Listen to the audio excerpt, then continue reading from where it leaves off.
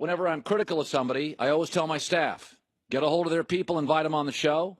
And 95% of the time, athletes come on the show. We've got an instance like that today. And before I bring on my next guest, here is what I have said and what some of my Fox colleagues have said about Baker Mayfield. They like this kid, and I push back. Let's play the tape. I'm going to make a prediction what's going to happen to Baker Mayfield. I'm going to go on record. I didn't like Vince Young. I didn't like Tebow. I didn't like Johnny Manziel. I wouldn't draft those guys. I would draft Baker Mayfield if he was available in the 3rd, 4th, 5th round. There's a lot about him I like. What? Oh, man, he's a competitor. He's got all that moxie. He's got that football ability, stuff you like. Matter of fact, we were watching him, Jimmy and I. Is he smart? Does he learn from his mistakes? You know, is he sorry that he did it? Do you think he'll do it again? University of Miami, don't you think we had some red flag guys? You turn on the tape against Ohio State, which is an NFL defense. He excelled on the highest level against the best competition, in my opinion, and he did it his whole career. Baker Mayfield's going to go number 1. All righty then. Your thoughts on that? I just want to be a fly on the wall in the room that you're in when that happens. I am Seacrest out on Baker Mayfield. Too slow. People, Too short. people who told you off. At Not him. big enough hands.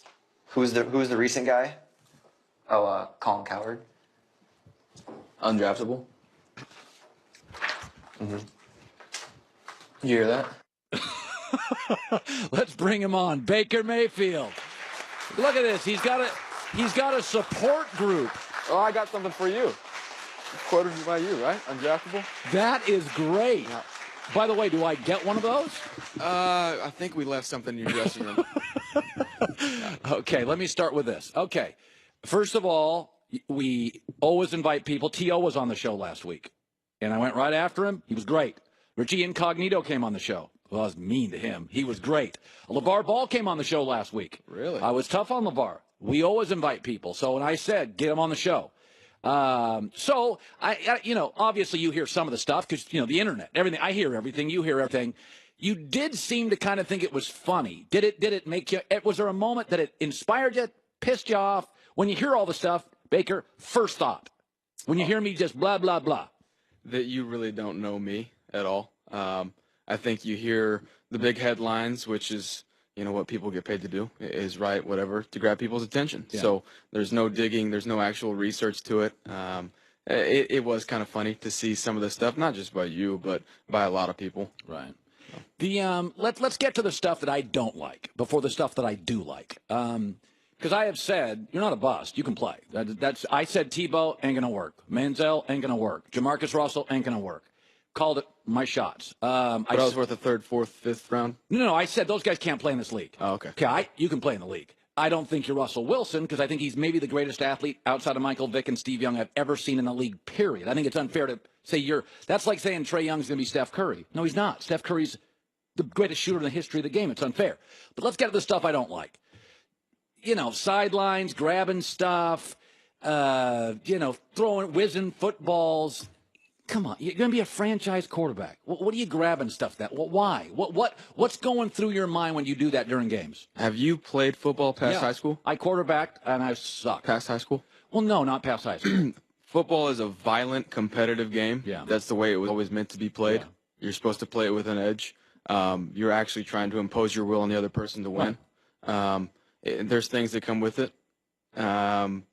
No, my mistakes are not things that need to be a franchise quarterback. But within football, there's a lot of trash talk, a lot of stuff that is not, been made aware to everybody. Like what?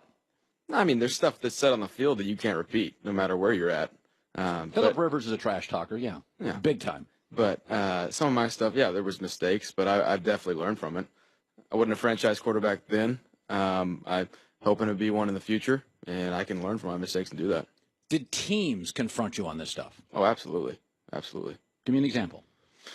Not going to go into naming teams, but there were teams that said, what kind of guy are we getting? Are we getting another Johnny? Or are we getting a guy that's not going to learn from his mistakes? I mean, you think about it, they're investing a lot of money.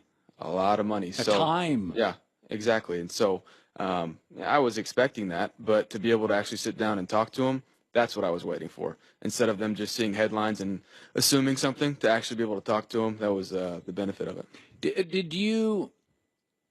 The Big 12 has a history. There's a lot of points in that league. Oklahoma's got great players. Oklahoma almost always has the best players in the Big 12. I mean, that's just the reality of it. It's like Alabama, USC in the Pac-12. Now you go to Cleveland, and they don't have the best players in the league. You're going to be asked to carry. I'll stop you right there. Have you seen our roster? It hasn't proven anything. It's just a roster of guys. Okay. They look Every good in- roster is just a roster of guys at this point. Well, but New England's guys have proven stuff, and Atlanta's guys have won games, and New Orleans guys have gotten to the playoffs. Yeah, there's definitely guys on different teams that have done it. We have a quarterback in Tyrod Taylor that took the Bills to the playoffs for the first time in a long time. I like him. Good player. We have guys that are very talented. Jarvis Landry, Duke Johnson, Carlos Hyde.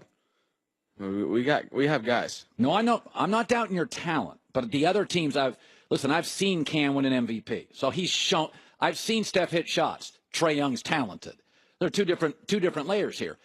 I believe you're going to be asked at some point to elevate those around you. Where at Oklahoma, you were great, but good God, Oklahoma's Oklahoma. I mean, it's a blue blood franchise. Do you think you are a guy that can put a franchise, coaches, owner, team, city, LeBron-like, and carry a team? That's what I want to do. That's what I tried to do at Oklahoma. I truly believe I did. Yeah, we had talent. I had great support around me, but at the same time, I set the standard and the tone. And that's what I want to do in Cleveland as well, whether that's being the best backup possible or starting. I want to be a guy that improves our team and makes everybody else better. I support Hugh Jackson. He went 0-16. I said on the air, I'd give him another year. Absolutely. I like him. I think he's smart. I think he works. And I think it's a great advantage for you to have an offensive coach. Look what it's done to Jared Goff. Look what it's done to Jimmy Garoppolo. I like young quarterbacks, Jameis Winston, Dirk Cutter, having offensive guys. I'm a fan of Hugh. But Hugh's got to win 6-7 games or he's not getting another head coaching job. Is it possible he's going to have a slight bias to the guy who this minute can win him more football games? The veteran quarterback. I think human nature, yeah, but that's also what I was told throughout every meeting. They're going to go with somebody that they trust in. They brought him in for that reason. They're not in any rush to play me. They want me to learn and not instead of just throwing me out into the fire where they see a lot of young guys kind of fizzle out. They want me to be able to learn, and then when my opportunity comes, be as ready as I could be. My gut feeling is you're going to succeed overwhelmingly based on neck up.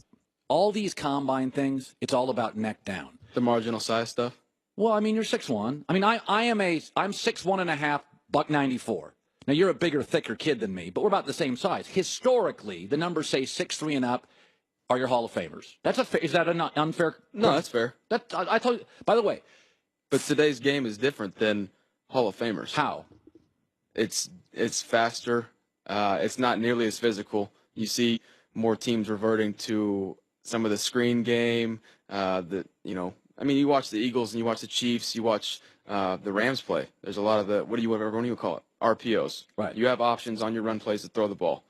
You're trying to make a defense wrong by numbers. It's not just your typical called play, smash mouth football. It's just different. So you don't need a guy that's 6'5" to sit behind in the pocket and sit there every down and throw. You need somebody that's going to be able to manage the team, make those guys around him better. It doesn't matter the size. When it comes to that, all of that's out the window. And just be able to get a W. When you're doing a documentary, 4-part series here on Fox, we have a great documentary team. So you chose the right team, or they chose you, or something, because they make great. They're all great. They're good. They're really, really good. Gabe, props to you. Tip of the cap. Nobody knows who I'm talking about. But I could say, Baker, what the hell are you doing? Well, you're doing a documentary. Mark Sanchez did a GQ spread, and everybody's like, dude, win a few games. Come on. Why do a documentary? There was a lot of questions about who I am leading up to the draft, in case you didn't know that. Yes. Yeah. Some people were very critical of you. I didn't like it myself, but nonetheless, go ahead.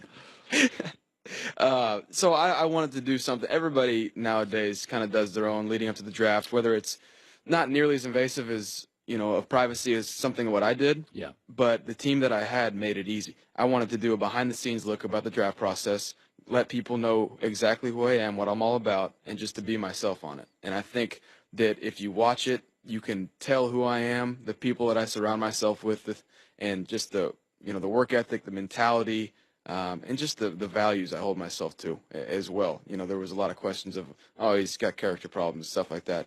I would hope that you can watch that and get a good judgment based on who I actually am. Yeah, I've never thought you were Johnny Manziel. You throw a much better football than Johnny Manziel, and he's got issues you don't. I've never thought that. By the way, there's a lot of misinformation about this stuff.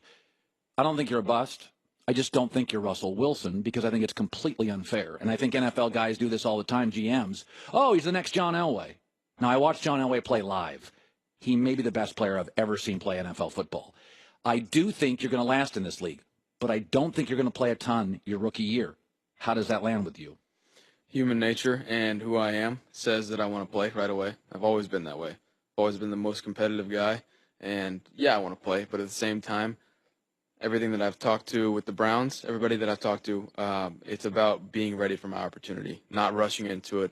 This is about long-term point of view, not just short-term wanting to play right now. So I've always said the best thing to happen to me at Oklahoma was having to sit out that 2014 season, getting to do scout team, getting to learn, work on the body, and also then the mental side of things with football. And so I need to handle it the same way, except just take it up another notch. A local Browns reporter wrote, his words or her words, not mine. He was not ready to compete for the starting job. Do you agree with that?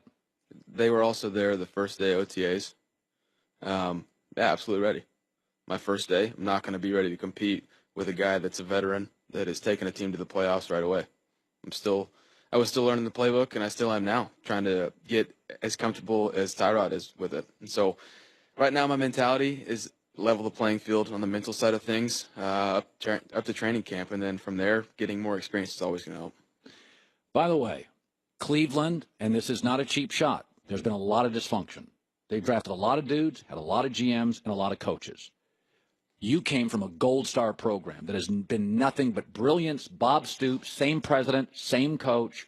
It is a gold star restaurant. It is a 5-star, 4 seasons.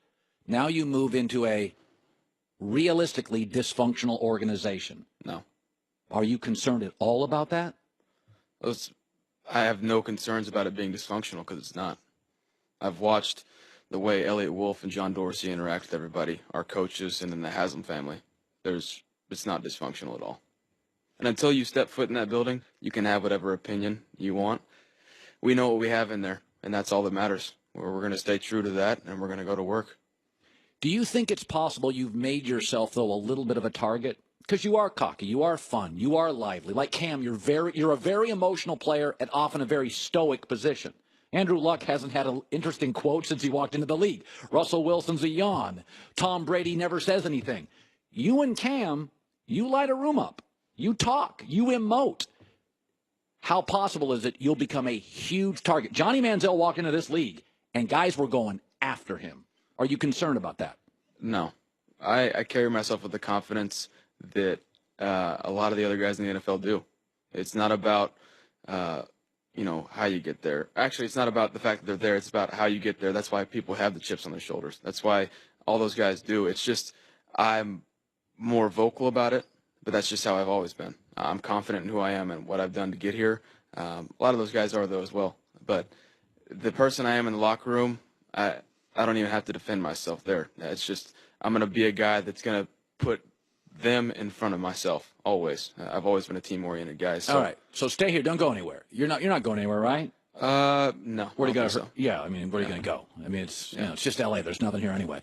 All right, I got 2 pieces of video I want to show you. I'm not in love with either. You can defend yourself, say what you want. We're back. Second, Baker Mayfield, who, by the way, if you can focus in on that shirt, is fantastic. I will say this. Get that graphic out so we can see that for our audience. Yeah, you won the interview with that. You drop the mic right there. All right, back in a second with Baker the Herd. Hi, I just wanted to tell you that Chevy won a J.D. Power Dependability